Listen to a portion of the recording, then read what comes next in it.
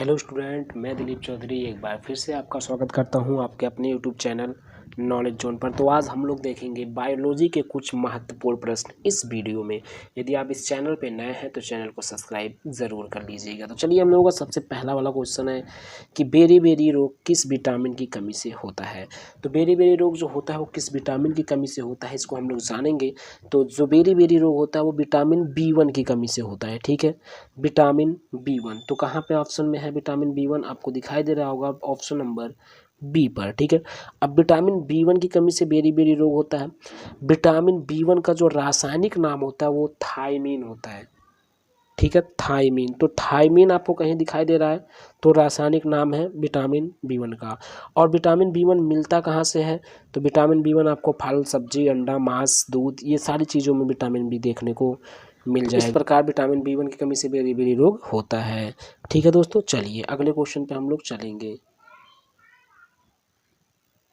यहाँ पे है कि मेढक में दांत होते हैं। मेढक में जो दांत होते हैं वो किस प्रकार के दांत होते हैं। तो मेढक में जो दांत पाया जाता है, जो मेढक में दांत पाया जाता है वो एक ही प्रकार का दांत पाया जाता है। जैसे मनुष्यों में 4 प्रकार के दांत पाए जाते हैं, उसी तरह मेढक में एक ही प्रकार का दांत पाया जाता है। ठीक है दोस्तों, और जब एक ही प्रकार का दांत पाया जाता है तो उसको बोला जाता है होमोडोंट। जब एक ही प्रकार का दांत पाया जाएगा तो उसको बोला जाएगा होमोडोंट। इसलिए मेढक में जो दांत पाए जाते हैं वो होमोडोंट पाए जाते हैं, जो कि ऑप्शन नंबर बी पे दिखाई दे रहा है। ठीक है दोस्तों, तो मेढक में जो दांत पाए जाते हैं वो होमोडोंट पाए जाते हैं। जो मनुष्यों में दांत पाए जाते हैं वो पाया जाता है हेटेरोडोंट, जो कि ऑप्शन नंबर सी पे है, हेटेरोडोंट। ठीक है, क्योंकि ये 4 प्रकार के, ये अलग अलग प्रकार के दांत पाए जाते हैं जिसमें उसको बोला जाता है। तो मनुष्यों में अलग अलग प्रकार के दांत पाए जाते हैं, तो हेटेरोडोंट होगा मनुष्यों के लिए और होमोडोंट होगा मेढक के लिए। दोस्तों चलिए अगले क्वेश्चन पे चलेंगे।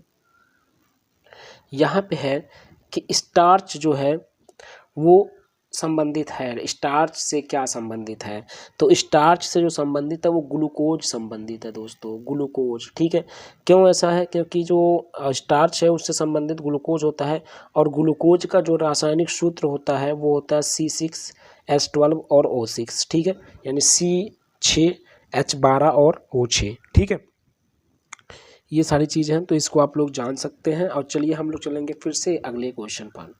यहाँ पे दांत का शिखर बना होता है। तो दांत का शिखर किससे बना होता है ये आपको बताना है। तो जो दांत का शिखर होता है वो डेंटिन का बना होता है। ठीक है, डेंटिन से बना होता है। तो डेंटिन कहाँ है, ऑप्शन नंबर सी पर यहाँ पे। ठीक है, जो दांत का शिखर होता है वो डेंटिन से बना होता है। दांत के बाहरी परत को हम लोग एनेमल बोलते हैं। ठीक है, दांत के बाहरी परत को एनेमल बोलते हैं, और दांत के अंदर वाले भाग को हम लोग डेंटिन बोलते हैं। ये बात भी ध्यान आप रख सकते हैं कि दांत के जो बाहरी परत होता है उसको एनेमल बोलते हैं। ठीक है, और दांत के जो अंदर वाला पार्ट अंदर वाला भाग होता है उसको हम लोग डेंटिन बोलते हैं। ये बात को आप लोग ध्यान में रख सकते हैं। चलिए अगले क्वेश्चन पे चलेंगे। यहाँ पे है स्कर्वी रोग किस विटामिन की कमी से होता है। तो स्कर्वी रोग जो है वो किसकी कमी से होगा, तो विटामिन सी की कमी से होता है, विटामिन सी। ठीक है दोस्तों, विटामिन सी की कमी से स्कर्वी रोग होता है। अब यहाँ पे जो इसका रासायनिक सूत्र होता है वो C6H8 और O6 होता है। C6H8 और O6 होता है। ठीक है, जो कि खट्टे फलों में प्राप्त होता है। खट्टे फलों से या खट्टा चीज़ जो भी आपको दिखाई देगा वहाँ से प्राप्त होता है विटामिन सी। ठीक है, चलिए अगले क्वेश्चन पे चलते हैं दोस्तों। यहाँ पे है कि ग्लूकोज का ग्लाइकोजन में परिवर्तन यकृत में होता है। ठीक है, यानी ग्लूकोज का ग्लाइकोजन में परिवर्तन यकृत में होता है, किंतु इसका संग्रह कहाँ पे होता है। ठीक है दोस्तों, तो इसका संग्रह होता कहाँ पे है, इसका संग्रह होता है यकृत, ठीक है, एवं पेशियों में। ठीक है, इसका संग्रह कहाँ होता है, यकृत एवं पेशियों में होता है दोस्तों, जो कि ऑप्शन नंबर सी पे आपको दिखाई दे रहा है। ठीक है, देखिए परिवर्तन तो यकृत में होता है, बट इसका संग्रह जो होता है वो यकृत और पेशियों में होता है दोस्तों। ठीक है, अब यकृत क्या है, यकृत सबसे बड़ा बहिस्रावी ग्रंथि होता है। ठीक है, यकृत जो होता है, अब यहाँ पे जो यकृत होता है उसमें गड़बड़ी के कारण पीलिया रोग वगैरह पकड़ता है। यकृत में अगर गड़बड़ी हो गया थोड़ा सा तो वहाँ पे पीलिया रोग हो सकता है। ठीक है, और हम लोग ये भी जानते हैं कि यकृत में ही पित्त रस का निर्माण होता है। तो यकृत एक बहुत ही और ये कह सकते हैं कि हमारे लिए उपयोगी है, लाभदायक है, उसको हम लोगों को सेफ रखना होता है। ठीक है दोस्तों, तो जो इसका संग्रह होता है वो यकृत और पेशियों में होता है दोस्तों। चलिए अगले क्वेश्चन पे चलेंगे। वह कौन सा तत्व है जो दांत इनेमल को कठोर बनाता है? ठीक है, वह कौन सा तत्व है जो दांत इनेमल को कठोर बनाता है? तो वो होता है आपका फ्लोरीन। ठीक है, फ्लोरीन जो होता है वो दांत, ठीक है, इनेमल को क्या करता है? कठोर बनाता है। ठीक है, फ्लोरीन की कमी से मानव शरीर में फ्लोरोसिस नामक रोग होता है। अब जो फ्लोरीन होता है उसकी कमी से मनुष्यों में फ्लोरोसिस नामक रोग होता है। ठीक है, तो ये बात भी आप लोग ध्यान में रख सकते हैं। और यहाँ पे जो तत्व है जो दांत इनेमल को कठोर करता है वो होता है फ्लोरीन। ठीक है दोस्तों, चलिए अगले क्वेश्चन पे हम लोग चलेंगे। यहाँ पे है जनन क्षमता में कमी होती है। किसकी कमी से? कौन से विटामिन की कमी से जनन क्षमता में कमी होती है? तो वो होता है आपका विटामिन ई।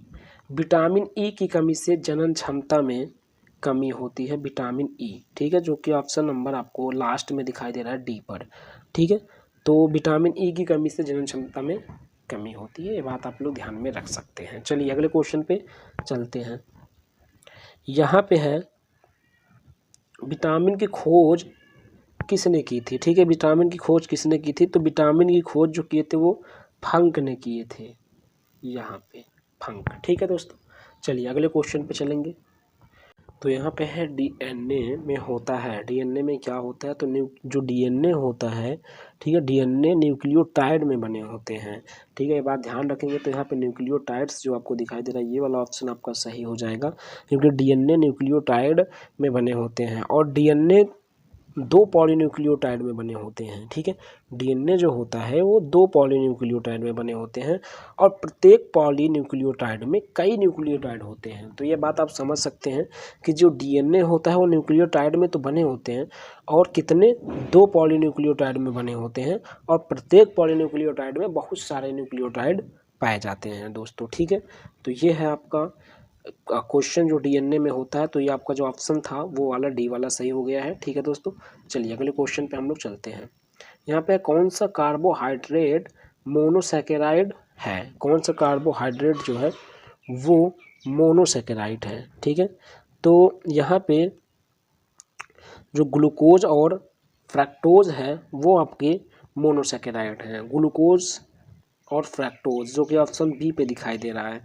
ठीक है, ग्लूकोज और फ्रैक्टोज, ये वाला ऑप्शन ये आपका सही हो जाएगा, क्योंकि कार्बोहाइड्रेट मोनोसैकेराइड जो होते हैं वो ग्लूकोज और फ्रैक्टोज हैं। ठीक है, और इसके अतिरिक्त एक और होता है ग्लैक्टोज, भी एक मोनोसैकेराइड होता है, ये बात ध्यान रखेंगे।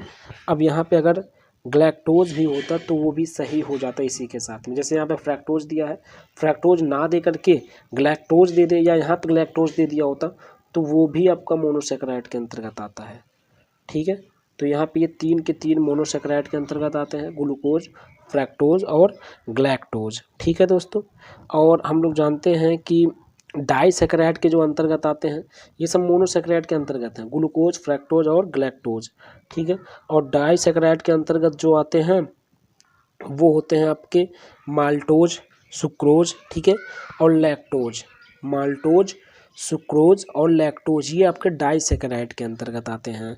और पॉलीसैकेराइड के अंतर्गत जो आते हैं वो आता है स्टार्च, ठीक है, और ग्लाइकोज। ठीक है, सेलुलोज भी होता है, सेलुलोज, ग्लाइकोज और स्टार्च, ये 3 आपके पॉलीसैकेराइड के अंतर्गत आते हैं।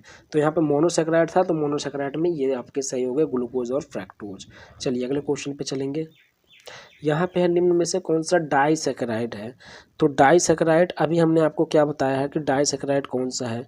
ठीक है, डाइसैकेराइड के अंतर्गत जो आता है वो आता है माल्टोज। ठीक है, कौन सा?